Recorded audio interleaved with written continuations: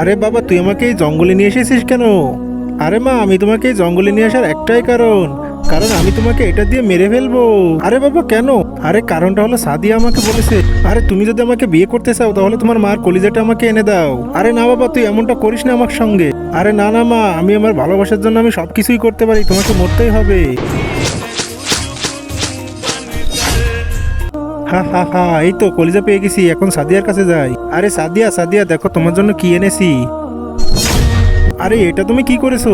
আরে সাদিয়া, আমি তোমাকে অনেক ভালোবাসি, এই জন্য আমার মার কলিজাটা তোমাকে এনে দিচ্ছি।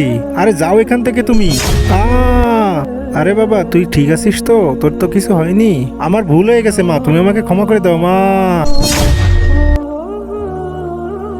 আরে মা, তুমি ঠিক আছো তো মা? আরে বাবা, আমার কি হবে, আমি তো ঠিকই আছি। ভিডিওটি ভালো লাগলে অবশ্যই লাইক করবে এবং চ্যানেলটি সাবস্ক্রাইব করবে, আর কমেন্ট বক্সে আই লাভ ইউ মা লিখে যাবে।